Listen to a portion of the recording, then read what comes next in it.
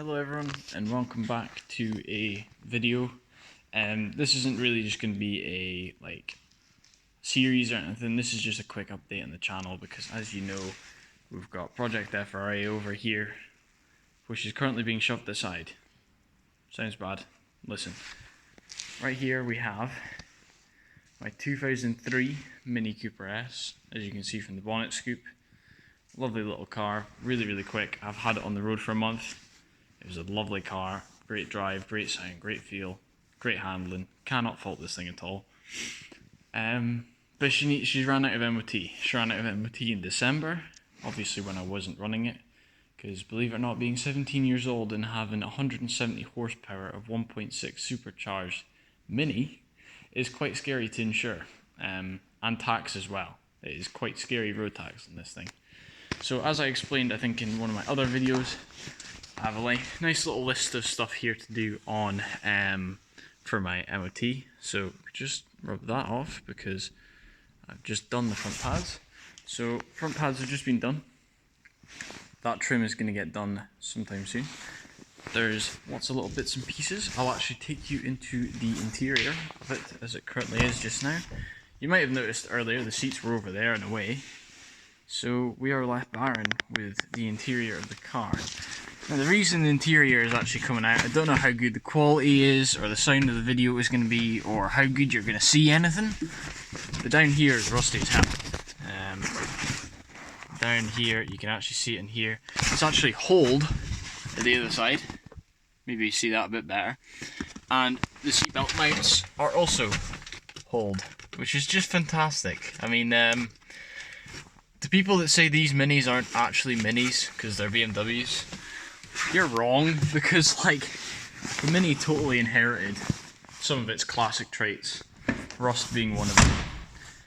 Anyway, I just wanted to post a quick little update video so it doesn't look like I'm completely neglecting Project FRA. I am going to try to get this beastie on the road. And by on the road, I don't just mean MOT'd, fixed up and MOT'd. I mean, I actually want this baby on the road. It was a lovely car to drive. I absolutely loved it.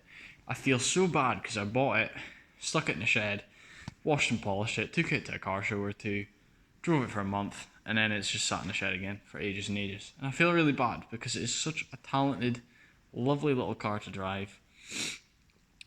Like I said, I can't fault it. There was so much good. And I think the only negative, I'll pop a bonnet actually, give everyone a bit of a look.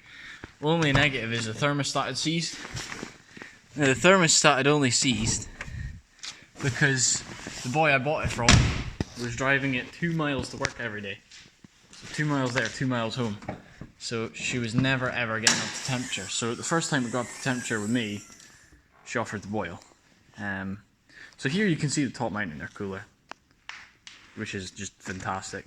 Now it's basically the exact same as the 1.6 Mini Cooper engine and the Mini 1 engine, except you've got a big ass intercooler here, and the supercharger's right down and into there. You will not see it. But supercharged 1.6, lovely little car. I've actually got one of these rocker cover or gasket cover, whatever the hell you'd call it in this thing, valve cover I think it's called. I've actually turned one of those into a key rack holder. It's the coolest thing ever. But the water tank's been swapped because the old one was rusty and falling apart. I say rusty, it's plastic, but it was offering to go. They're known to go, they're known to boil, they're known to crack. So if it was a problem, it got fixed. But yeah, I mean, there's a nice little quick view of the engine bay. Nothing too fancy. My one's nothing to rant or rave about. It's just a normal Mini engine. Normal Mini Cooper S engine. But like I said, I'll jump back over to my little list. We've got a couple little things to fix. We've got quite a few big things to fix. The back subframe, the brake pipes are going to be a pain in the ass. The power steering leaks is going to be a bit of a pain to fault find. Handbrake will be fine. The exhaust is going to be a bit of a pain to find, but it's all there. It's all easily fixed. Well, it's not easily fixed. It's all fixable and repairable with and come time. So just wanted to post a nice little quick update there on what I'm going to be doing for the next wee while. When this baby hits the road, who knows? I might have a video of me on the road with it. I might have a video of its first start up because it is getting a service after this. It's getting a nice, completely fresh service. New oils, new water, new brake fluid, new everything. New filters all the way around. hopefully then you cannot fault this car. It should be top nick hitting the road. I might even give it a nice wash and a polish for when it goes on the road, so who knows. Anyway, without further ado, cheers for checking out the video. I hope you checked out the other one, the latest one on Project FRA over there. She's really getting there, which is why I feel bad for jumping to this baby. But we will be back and forth between the two. Just because I'm doing stuff to this one does not mean any of the other ones are getting neglected. It just means the primary focus right now is to get this beastie running, get it on the road, get it going. I mean, she does start and drive. She's a little low in fuel at the moment. The battery's currently on charge. Make sure that she stays okay. And the battery will be out while we do welding, obviously. So yeah, I mean, what else is there to say other than drop a like in the video, subscribe, you know, all that good stuff. Hopefully, I can afford insurance on this beastie, and I'll have either it and my mini diesel, or one or the other on the road. Preferably, if it's one or the other, it will be back to my mini diesel, because she's much cheaper to run. This thing is awful miles to gallon. Like, I've gone 45 in it, which is somewhat decent, but 30, 35, somewhere around the average. So, compared to my mini diesel, which will do 65 on an okay week, if I'm driving the way I do, sometimes 55 is a rough estimate. But she's not too bad. So we'll just wait and see how things go. If I can afford both, I'll get both. If I can't afford this and the mini diesel, I might be able to afford this in the mini diesel. Because classic insurance, she is a 1980, or she will be. So, who knows?